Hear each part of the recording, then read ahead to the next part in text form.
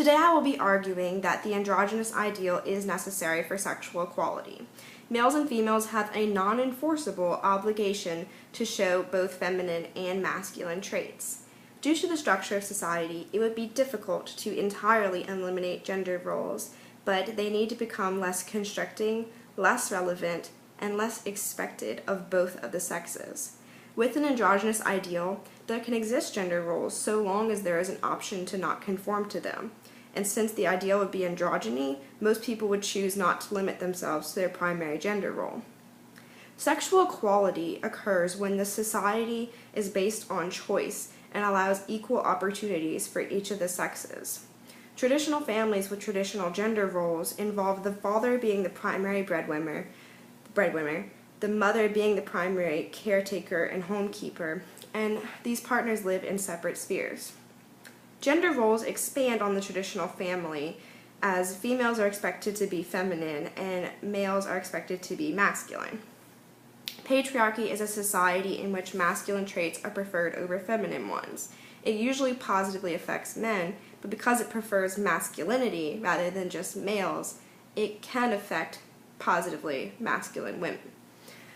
It negatively affects femininity since masculinity is the only thing valued in a patriarchal system. There are costs to men in a system that discriminates against women, but it must be understood that patriarchy negatively affects both sexes. Utilitarianism focuses on providing the most happiness to everyone. The eradication of gender roles will create a society in which each individual will be valued for their own personal qualities, not their sex. This will open up opportunities for everyone. Everyone will have wider life role options. Men can pursue the family, while women can pursue the career, a swap from the usual standard. Or both sexes, can pursue a mixture of these two life roles. Women will become more likely to hold positions of power, and men will have their lives more valued, and crime rates against them will go down. Utilitarianism also causes the least distress to the parties involved. This obligation that I am talking about is non-enforceable. Therefore, those who choose to pursue only their primary gender role can still have the freedom to do so, but they will have to understand the consequences that come with that. The largest number of people need to be happy in utilitarianism. Currently, only 16% of America want the traditional family with traditional gender roles. These people still have the opportunity to live this way, but it's clear that the majority wants the androgynous ideal. The counter-argument is that androgyny is not what should be our ideal and that we should stick to our primary gender roles. But the evidence doesn't support this claim because unhappiness is created for both parties when primary gender roles are what's expected of everyone. My first example tends to affect women more, but it does affect men as well. The wage gap cycle that women get caught in, it creates sexual inequality, therefore creating unhappiness. According to Wolfhurst, women earn 80% of male salaries when they're only 1 year out of college. This holds true for every field, and after 10 years of being in the workforce, women are usually likely to drop out. According to Doherty, women also learn less than their male counterparts at every education level. Due to the fact that women tend to earn less, they tend to drop out of the workforce. But due to that fact, when they initially go into the workforce, they're offered lower starting pays than their male counterparts. This is a cycle that is a trap for women to discourage them from pursuing a career. But some might argue that creating happiness is impossible since there's no options that we could feasibly give women to have more choice regarding career and family. But let's look at the facts. The same study by Wolfhurst noted that women earned higher college GPAs across the board. And Doherty noted that single childless women, those who weren't held to a feminine gender role, earned more than their male counterparts did. Clearly, women have the potential and the desire to pursue successful careers. My solution is that with an androgynous ideal, men or women can choose to pursue family or career or a mixture of the two. It won't be expected that women solely pursue family and men pursue careers. The individuals would have the choice. It doesn't limit people based on their sex. This solution expands the options, which can expand happiness because everyone gets to do what they want. My next example is mainly related to men. Sexual equality cannot be achieved without eliminating both male and female discrimination. Men are often expected to go to war and participate in combat, which causes post-traumatic stress disorder. They lose their people skills and they can't go back to civilian life. According to the National Coalition for Homeless Veterans, 92% of homeless veterans are male. 50% have mental illness, 70% abuse substances, and 50% are white males compared to 38% of the total United States population being white males. When males are in combat, their lives are less valued. That is the underlying attitude behind this. But it's important to note that discrimination against one sex harms both of them.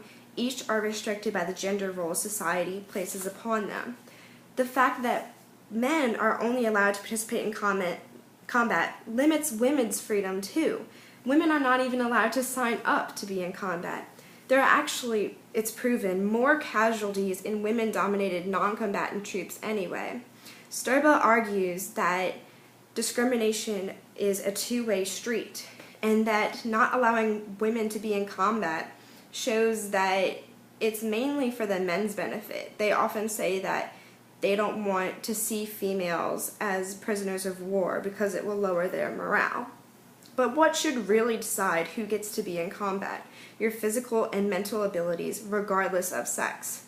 Strength is one of those. When women are finally physically trained to their limits, because gender roles typically ensure that before there's equal expectations of each sex to perform in strength-related actions, they usually, up until the point that they join the military, have not been trained to their limits.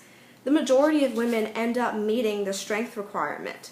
Intelligence is also needed. More volunteer women are more qualified than volunteer men in all branches of the military, according to Sturba's article. So, if women meet all the requirements, the only worry is about collective success.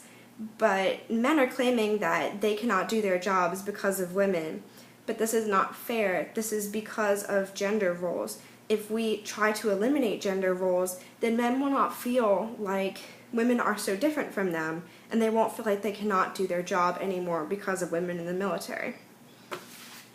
With an androgynous ideal, sex differences would be minimal to non-existent. Women and men wouldn't be afraid to be both masculine and feminine, and would have a tendency to display both of these characteristics.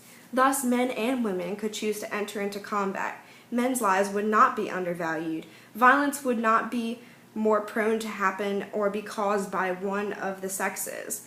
And women and men wouldn't be generally seen to have more of one trait than another due to their sex. It would be based on the individual. According to Sommers, there can never be a society without sex differences because it deprives people of their identity. But the androgynous ideal would only limit sex differences, not eliminate them. It would still allow people to personally approve of and want to participate in having sex differences and following their primary gender role.